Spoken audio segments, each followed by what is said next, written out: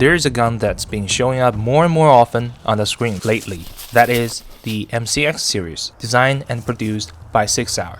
It has a very clean design language, a high degree of modularity, and we can see them more and more often appear in Special Forces hands.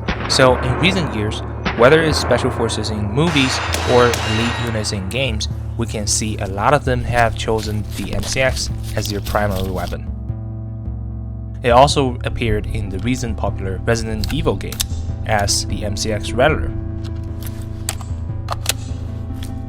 And if you have some knowledge about real-world firearms, you'll notice that Resident Evil pays a lot of attention to the firearms themselves as well as the animation of how those guns are operated.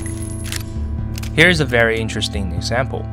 When Grace shoots with her both hands, she uses the finger of her support hand to hold a flashlight for extra illumination.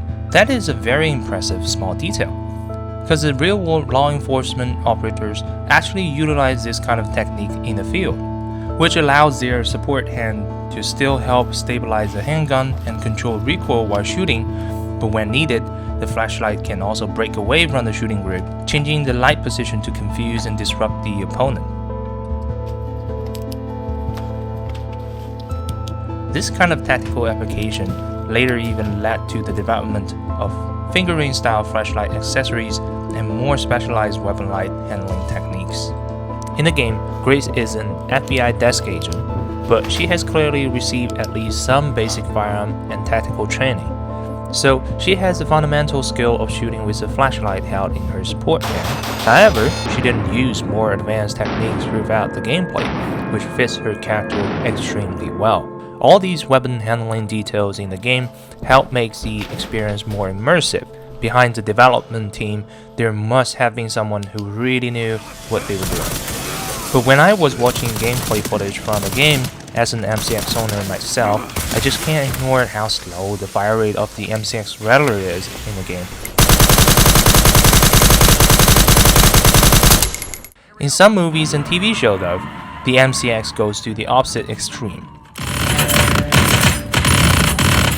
For example, in the TV series Lioness, the suppressed MCX is given a sound effect that makes it feel like an A-10 warthog sweeping the ground.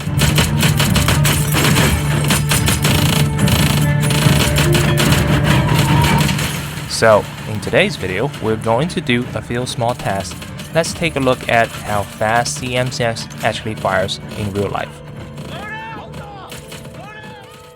Before we get into the test, we need to make one thing clear. Civilian MCX do not have full auto capability, so all the shooting demonstration you are about to see are done in semi-auto mode. Then how do we simulate a high rate of fire? In this video, we're going to use a device called Arcfire. It uses a force reset mechanism. After you pull the trigger, it helps the trigger to reset very quickly. That allows you to increase your rate of fire as much as possible under semi-auto mode. As long as you can get the trick of this system, you can achieve semi-auto fire that goes very rapidly.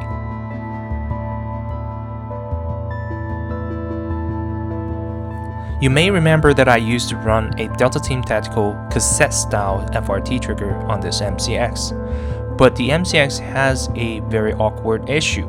Unlike an AR-15, you can't freely swap out the recoil spring, and you also can't solve bolt bounce by changing the buffer weight because it doesn't have any. So with the lighter hammer spring in the DTT FRT, the MCX can easily run into light primer strikes caused by bolt bounce. And that's why I've now switched to Arcfire. It can be paired up with a more reliable Geissele fire control group, which greatly improves reliability when shooting in force reset mode.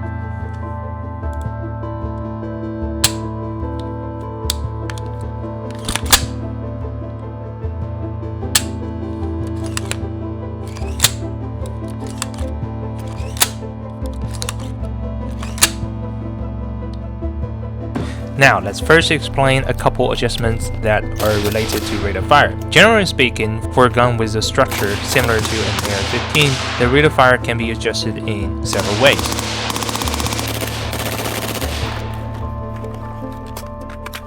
The first method is adjusting the gas system if your AR has a adjustable gas block. The more gas is received, the faster the bolt cycles and the faster the rate of fire becomes. The second method is using a suppressor. Installing a suppressor can increase the amount of gas in the firearm system through the suppressor's back pressure, which in turn increases the rate of fire. The third method is changing the recoil spring. A relatively lighter recoil spring can reduce the resistance during the bolt cycle, increasing the rate of fire. The fourth method is adjusting the buffer weight. Using a relatively lighter buffer can increase the bolt's return speed and therefore increasing the rate of fire.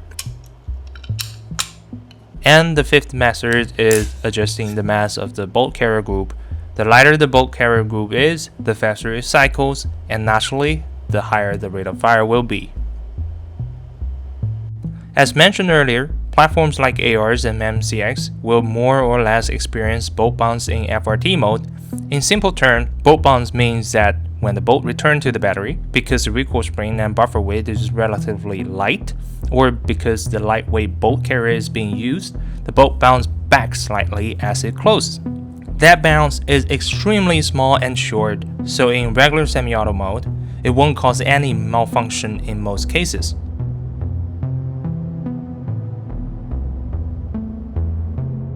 But in FRT mode, it's a different story.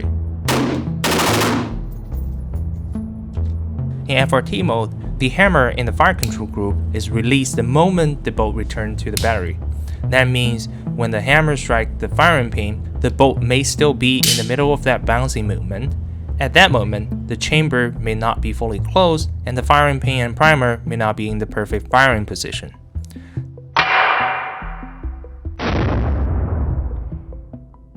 The result is a dead trigger, and you would observe light primer strike on the ammo, which you will see a very clear impact mark on the primer.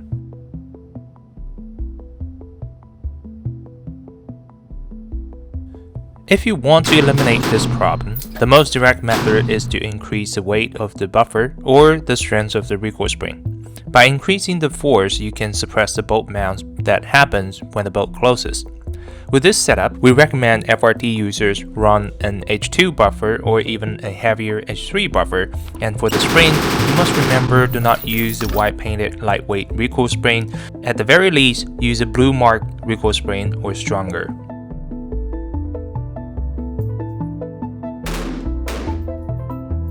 So now you understand why bolt bounce in FRT mode can lead to light primer strike malfunction.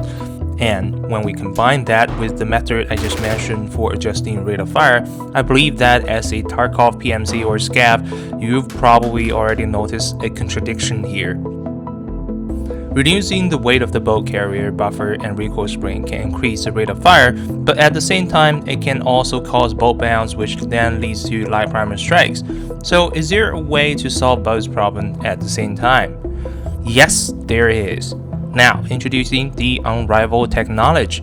This brand mainly targets the competitive shooting market. They focus on making lightweight accessories that improves weapon handling, such as lightweight bolt carrier groups, muzzle brakes, and modular recoil system. They provided me with a solution for increasing the rate of fire on a direct impingement AR with a non-adjustable gas system without sacrificing stability, and that is a lightweight bolt carrier group paired with their integrated recoil system. This kit combines the buffer and recoil spring into one unit, and they added magnets inside the buffer head using magnetic force to help reduce bolt bounce.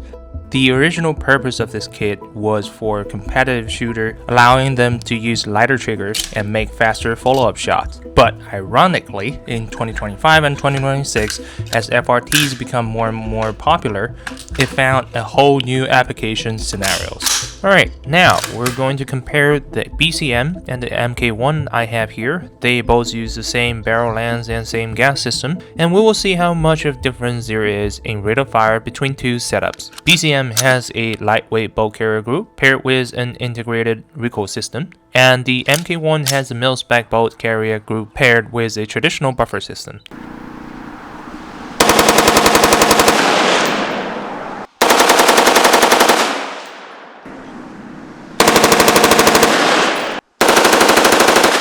I think it's pretty clear that there is a noticeable difference in rate of fire. and that confirmed the theory I mentioned earlier. By changing the bolt carrier weight and the recoil system setup, you can indeed adjust the firearm's rate of fire. But the problem is, the MCX uses a short-stroke gas piston system, and unlike traditional AR-15, it does not have a buffer tool. That means you cannot tune the rate of fire the same way you would on an AR-15 by changing the recoil spring or buffer weight.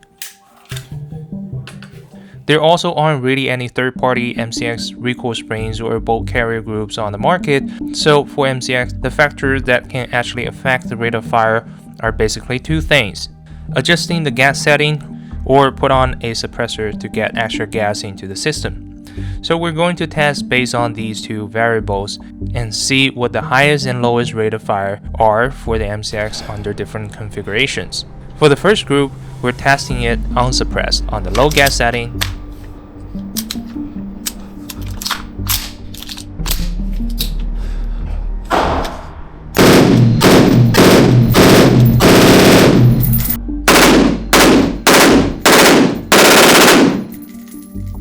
The second group is on the high gas setting, also unsuppressed.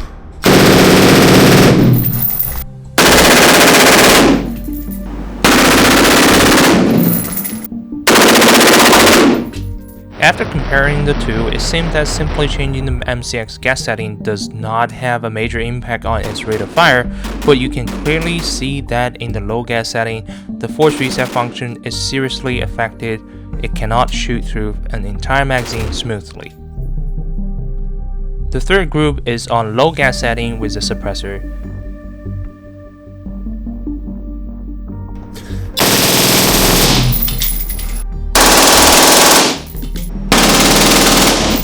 And the final group is the theoretical extreme setup, high gas setting with a suppressor.